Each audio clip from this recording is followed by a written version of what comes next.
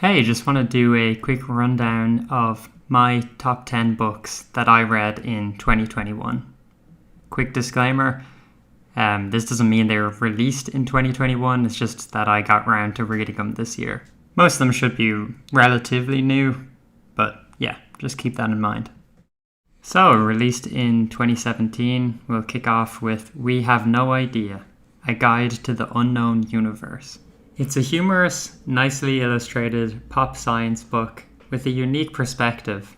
It combats the narrative that we've mostly discovered everything by showing all the things that we have yet to discover and all the things that we don't know. Yeah, at number 9, released in 2021, we have The Power of Geography by Tim Marshall. This is Marshall's follow-up to Prisoners of Geography, which I thoroughly enjoyed. I even enjoyed his less acclaimed books, Worth Dying For and Shadowplay. In a similar formula to the original book, Marshall takes a look at 10 locations and how their geography affects their history and politics. Marshall really gives great analysis and brings you up to speed with the history and current politics of places like Spain, Ethiopia, Iran, and even space.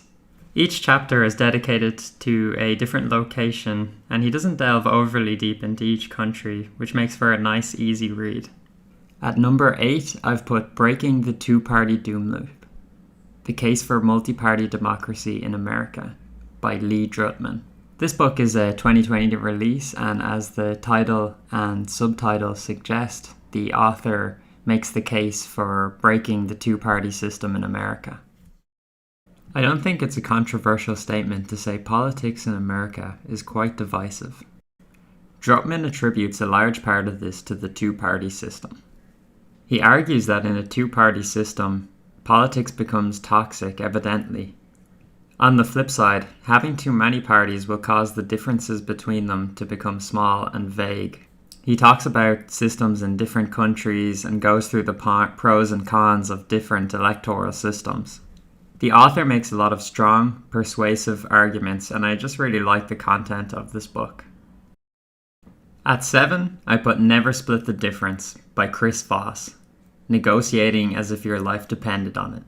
Voss is a former FBI hostage negotiator, and he talks you through his tips and experience and what he's learned through his field work. A lot of the tips in this book can be applied to a job interview, negotiating a price, I would say debating, although he doesn't mention it in the book, and even just being a better listener. He often weaves his advice in with experiences he's had on the field, or that of his students, which provides an example of his methods in work. I think you need a lot of confidence to use some of his methods, but I guess that's something you build up over time. I did some job interviews myself, which actually led to me getting the job, and I can safely say I used some of his methods.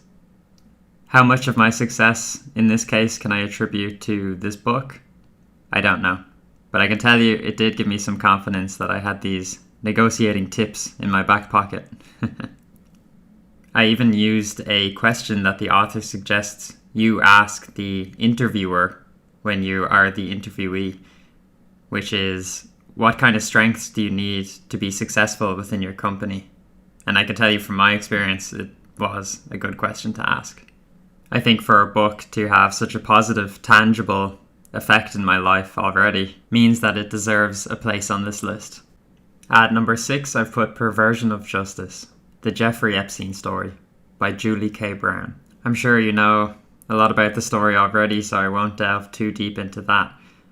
But just to say, Julie K. Brown is one of the investigative journalists who really had a big hand in breaking this case. So it was interesting to hear the story from someone who is so closely involved with the case.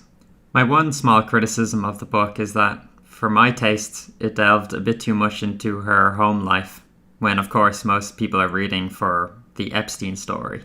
It's actually quite a timely recommendation, as it's quite pertinent now that Ghislaine Maxwell is currently on trial.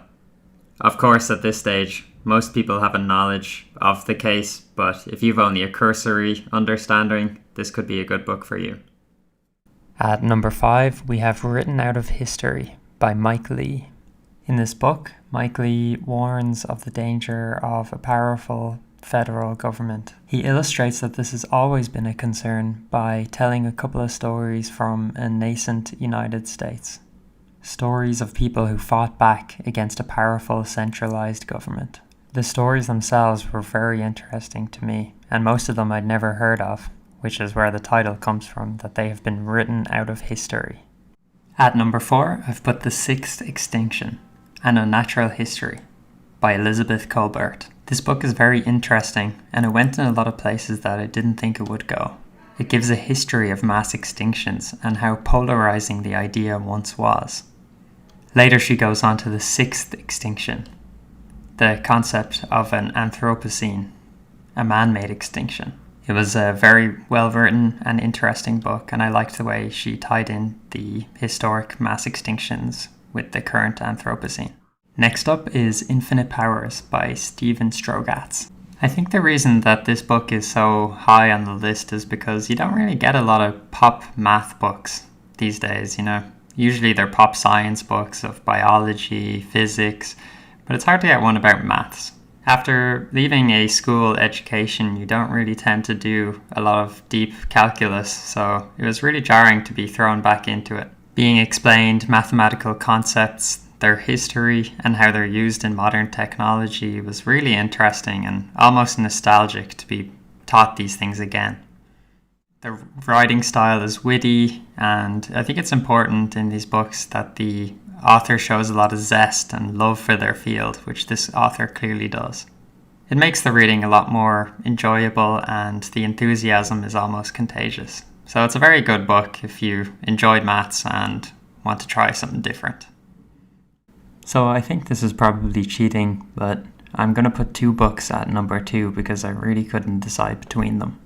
The first of those books is Youre Not Listening by Kate Murphy, released in 2020.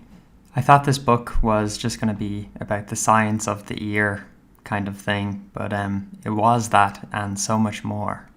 This book really points out the importance of listening and makes the reader a better listener. She interviews a lot of people with occupations that she'd consider good listeners. CIA agents, bartenders, radio producers, so on. Books that have a real-world impact on your life are always important to me, and this book is one of them. I always thought I was a good listener, but after reading this book, I have some doubts, and I really want to improve myself.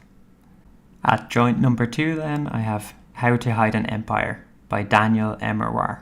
Released in 2019, this book takes a look at what the author calls the Greater United States.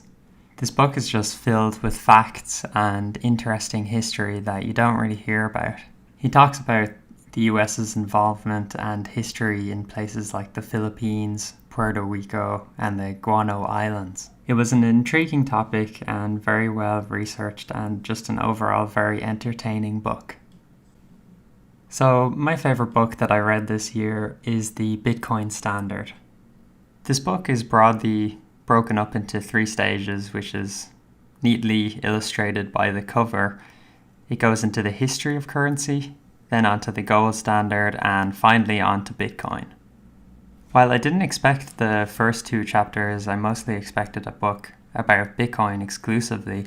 I was pleasantly surprised and see how these pretexts are necessary to explaining how Bitcoin could be successful and a dominant force in the future. I'd recommend this book to anyone who enjoys economics and who wants to learn about Bitcoin. Bitcoin is a pertinent modern day topic that's brought up in conversation a lot. And while everyone has a vague notion of what it is, this book really gives you an in-depth knowledge to such an erudite topic. So that was the best non-fiction books that I've read this year. Since making this list, I read The Dead Are Rising, a book about Malcolm X, and Bad Blood. That could have made it onto the list, but hopefully I'll have reviews out for them soon. Alright, thanks very much. Take it easy.